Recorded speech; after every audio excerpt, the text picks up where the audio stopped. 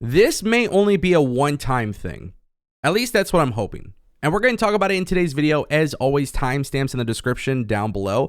First, I want to kick things off talking about Enzo Amore, aka Real One, and MJF. Because on Busted Open Radio, Enzo, Real One, basically was talking about how he would brutalize MJF on the mic. And honestly, there are a lot of crazy reactions to this on social media.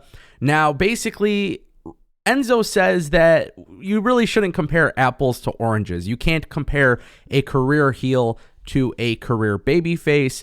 And then he does say if he were to have a promo battle against MJF, he believes it's not even a question. We don't have to ask those questions because if that's the truth of the matter, my phone is on. People know where to call me. People know where to find me. If you want to give the people that shit tomorrow, you'd be wasting a lot of time, money, and investment because that's a build that deserves to be built. I'm not taking away anything from other people who do great work on the microphone. I want to see other people eat. Generational talent. I had 10 years in this business. My first generation, my decade is done, and what I did is undeniable. You can't ever discredit it. It's called a babyface because I'm called a babyface because I got over. I don't have to shit on people and bury people. I can make people love me. I can make people listen, cheer, chant, etc., etc. And obviously, Real One goes on to talk a lot about this. And, you know, there's a lot of people who just absolutely disagree with Enzo Amore being able to smoke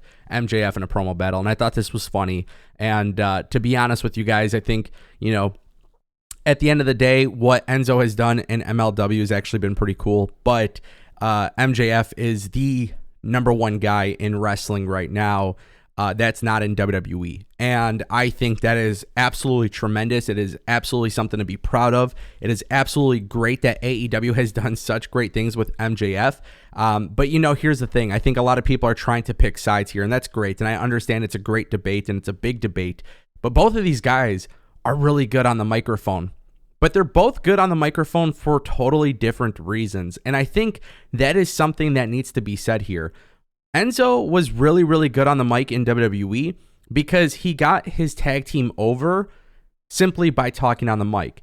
MJF has gotten himself over solely for the fact that he has masterpieced this character, this ideology that kayfabe is still alive. And he has been able to use that to not only put himself over, but to also help other people. And at the end of the day, I think both of these guys are talented on the mic. I think it's such a silly little debate, but I would love to see what you guys think in the comments section down below. Maki Ito. This is a very interesting story because if you guys know who Maki Ito is, you know I absolutely love her work. And honestly, this has just been really cool because of the fact that Maki Ito has been doing some really cool stuff when she's on AEW. But unfortunately, she's not a full-time performer with AEW. We kind of see her on a per-appearance deal. And of course, a lot of people did wonder, you know, if AEW was going to sign her, whatever the case may be. Nonetheless, she actually spoke to Steve Fall from Wrestling News Co., and basically, she said that she will never work for WWE. One of the reasons why is that she has become so popular thanks to AEW.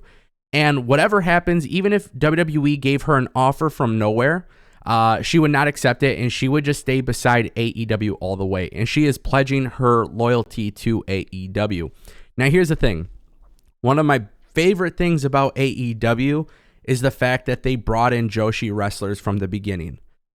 Especially if you're not too familiar with Joshi wrestling, it was a really cool thing to expose that made them differently from WWE. Because obviously WWE brings in their own talent, goes through the performance center, they're given this gimmick. The great thing that AEW did was bring in other talent and let them have these matches. The cost to that, though, is not all of them are obviously full-time. Not all of them are given these championship reigns, whatever it may be. But the fact is, while WWE has not made her an offer, I always thought Maki Ito and her gimmick and kind of just like her character, her persona, what she brings to the table on television, I actually feel like it would get over very well in WWE as well if WWE tried not to change anything about her. And unfortunately, as you guys know, WWE has brought in talent and they just changed their names. They gave them some little weird gimmick. And obviously, that kind of messes things up. So this is one of those situations where look, man, Tony Khan, bring her in exclusively, get her on TV, get her in some big segments, get her in some big moments, get her in some of these big matches, because she's a fan favorite. And if that's what the fans want, that's something you got to deliver. And our final story of today's video, guys, we're talking about the Royal Rumble surprise. And this man right here, Chris Masters, is teasing a Royal Rumble return. He tweeted out on Twitter the countdown Royal Rumble thing. And as you guys know, Chris Masters obviously using Twitter to further his messaging that he could potentially be a return for WWE.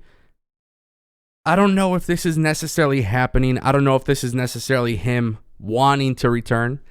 Obviously, WWE is all about making Royal Rumble surprises a big deal, especially this year. There's so many rumors that Triple H and WWE are just going to do way more craziness than ever before.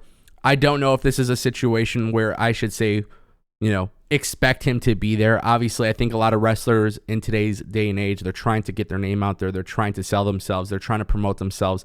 They're trying to get that engagement on social media. And truth be told, I feel like this is one of those situations. Would I be against Chris Masters coming back to WWE for a Royal Rumble appearance?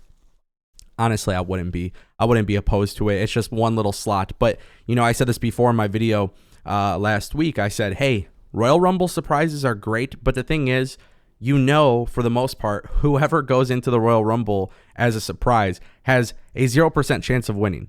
And it would be really cool if WWE did a surprise and then gave it to the winner. Or gave them the opportunity to be the winner. But at the end of the day, Chris Masters coming into the Royal Rumble, Victoria coming into the Royal Rumble, Tori Wilson coming into the Royal Rumble, some of these names that have worked in WWE in the past, it's cool, you get that nice little pop, but at the end of the day, it doesn't really enhance the overall meaning for Royal Rumble. And I really want WWE to do something where a surprise element could literally change how we perceive these match types going forward. So look, if Chris Masters came in, it's cool. Obviously, he's done some stuff with NWA, so it's not like this guy is like completely out of the wrestling bubble. But ultimately, it's just one of those things where maybe I would use the slot for, I don't know, maybe like Will Ospreay or somebody else from New Japan or Minoru Suzuki, right? We've been talking about that. So, that's what I would like to see from a surprise aspect of it all. But at the end of the day, if WWE is not going to be doing any like these big name surprises, I guess it works. I guess it's fine. But nonetheless, Chris Masters is teasing his return to WWE. Do I think it's happening? I don't know. At this point, I don't know. I would say more than likely it's not. But you never know. WWE doing surprises, Triple H, you don't know what he has up his sleeve, and I guess that's kind of the point of a surprise. So we'll see what happens. Let me know what you guys think in the comment section down below.